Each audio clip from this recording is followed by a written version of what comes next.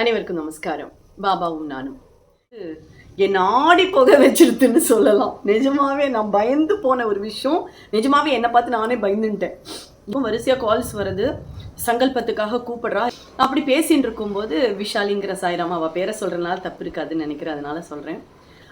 6 சங்கல்பம் வந்திருக்கு சாயி, நான் உங்களுக்கு பணம் அனுப்பி விட்டுடுறேன், அவளோட பேரெல்லாம் கொஞ்சம் நேரத்தில் டீட்டெயில்ஸ் எல்லாம் அனுப்புகிறேன்னு சொன்னான். சரின்னு விட்டுட்டேன். 1/2 hour ஆச்சு, 1 hour ஆச்சு, 1.5 hour ஆக போகிறது.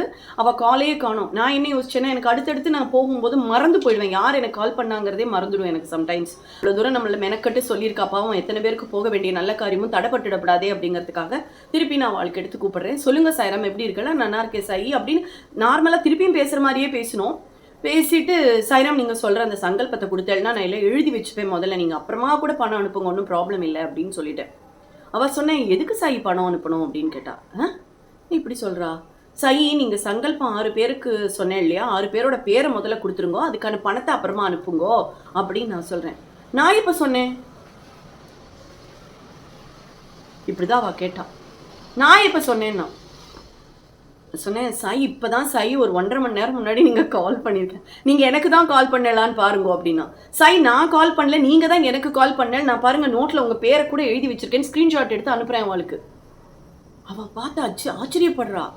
என்னன்னு எனக்கு ஒன்றுமே புரியல சாயி, நீங்கள் 6 பேர்னு வேறு சொல்கிறேன், எங்கள் வீட்லேயும் 6 பேர் தான் இருக்கோம் அப்படின்னா. எனக்கு என்ன சொல்கிறதுனே தெரியல. அவள் கால் பண்ணலன்னு சொல்கிறா, ஆனால் நான் பேசியிருக்கேன். அப்போ கால் பண்ணது யாரு?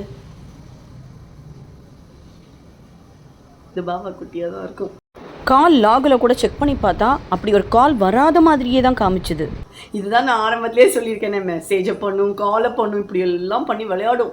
அவள் என்ன நினைப்பா முதல்ல யோசிச்சு பாருங்க. என்னோட நிலைமையிலேருந்து நீங்கள் யோசிச்சு பாருங்க. சரியான லூஸு போல இருக்கு, நினைப்பாளா மாட்டாளா? அதை தான் நான் நினச்சேன். சாயி, நிஜமாக சொல்கிறேன், சத்தியமாக இல்லைன்னா நான் உங்களை கூப்பிட்டுருக்க மாட்டேன் அப்படின்னு. அவள், ஐயோ சாயி, உங்களை பற்றி எனக்கு தெரியாதா?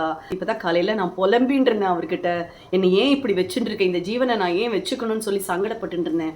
உண்மையிலேயே சொல்கிறேன் சாயி, நீ பாபா தான் கூப்பிட்டுருக்காருன்னு நினைக்கிறேன். எங்கள் 6 பேரையும் நீங்கள் எழுதிக்குங்கோ, அவரே கூப்பிட்டு சொல்லும்போது நான் அதுலேருந்து வெளியில் வரணும்னு நான் ஆசைப்பட மாட்டேனா அப்படின்னு சொல்லி அவளும் சங்கல்பம் பண்ணான். இப்போ யார் வரணுங்கிறத யார் தீர்மானம் பண்ணுறா? இப்போ நீங்கள் சொல்லுங்க. சுவாமி தான் தீர்மானம் பண்ணுறார்.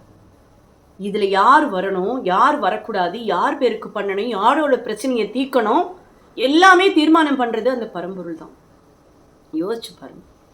ஆக இது 2மே நேத்திக்கு நடந்த விஷயம்.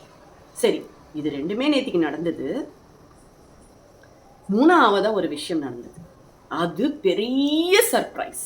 பெரிய சர்ப்ரைஸை அடுத்த பதிவில் நான் சொல்கிறேன்.